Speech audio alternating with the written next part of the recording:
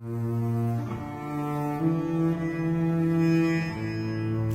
years back, as I was teaching my late evening lesson, it was around 8:20 p.m., 10 minutes to the end of my lesson.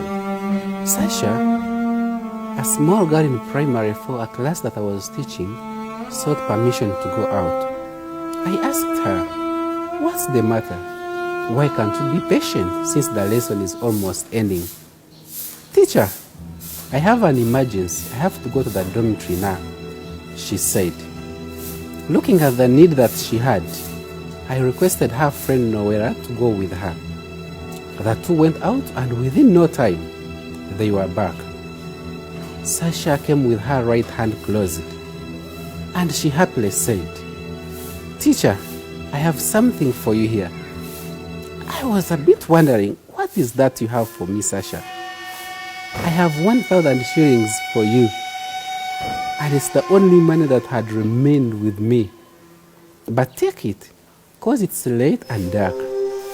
I think you need it for transport as you go back home." I wondered and asked Sasha, "Since it's the only money you have, please stay with it, because you also need it maybe to buy a snack for yourself at the end of the day." She told me, "No, take the money because you need it more than I do." It's very unfortunate that Sasha, who helped me one day, is now unable because she's still a student. And not everyone who is able to help is as kind as Sasha. Many teachers, especially those in private, are suffering during this COVID era. And of course, no one is concerned about that. We last stepped at our workplaces on 18th March 2020, which makes now 3 full months. And some of us may have forgotten when we last received our salaries. Remember, life still goes on, and we have families, we have parents and other dependents that look upon us. Those we thought have forgotten us, and therefore they are not in position to give us a hand. The ones we transformed are of course busy transforming their lives and families. The directors we work for consider us as the last priority. Some of them don't even know how we exist. We shall be measured useful again when they are ready to make exorbitant profits from our sweat when schools open. Look at the little money that we've been saving through NSSF. It doesn't belong to us, even when we desperately need it in a situation like this.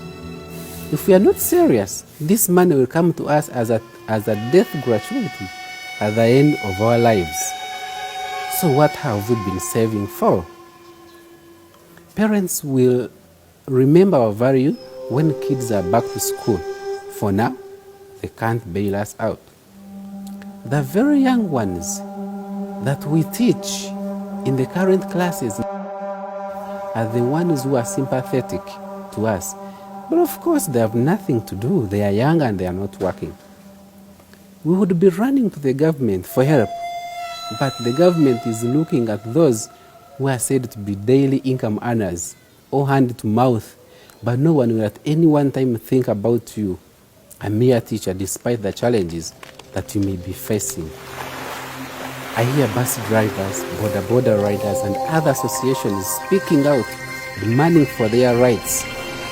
But our UNATU, Uganda National Teachers Union, is silent about the fate of us, and yet, by virtue of our profession, we can't fight violently. No one shows concern about how we are surviving in this limping economic state. We've seen teachers being served with only 5 kilograms of posho. We are grateful for those in Rukunjiri, but that can't sustain their families after starvation for 3 months and very many more other months ahead of them. Another teacher, a single mother, committed suicide after 4 months without any pay.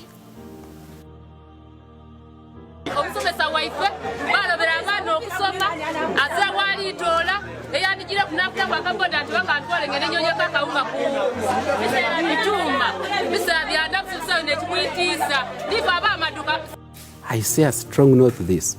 Fellow teachers, we are not ready to lose more of our lives Being a teacher was not a mistake. None of us is assured of when schools will resume. And actually, even when they open, your job is not guaranteed. I strain to imagine if schools are closed for the whole of this year. And remember, expenses are obvious, including house rent for some of us. Let's not stay gambling on what will happen next. How long shall we yearn for what we don't hope? What we've done is enough. God will reward us for the many lives we've transformed. Let's find what to do for our loved ones while we are still on earth. It's time to stand firm and liberate ourselves from this deficiency called poverty. And this can be done by starting up something small. Something small, as long as you are able to earn a living. Don't mind about the magnitude or the size of the startup capital. God will pick you from there.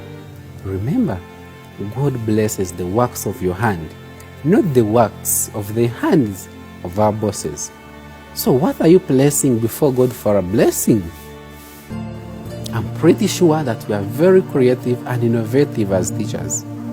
And we now have ample time to come up with simple businesses, and we shall celebrate victory someday. This lockdown must not lock our minds in starvation. Let's merge our efforts. We merge our minds as our key word in our motto, solidarity. We can't die ignorantly, yet we are the ones who fight ignorance in the world. Once again, it's me, Teacher Arthur, as usual. Remember, because we are, the nation is. Please share this video if there is any teacher that you wish well to save their lives. Be blessed.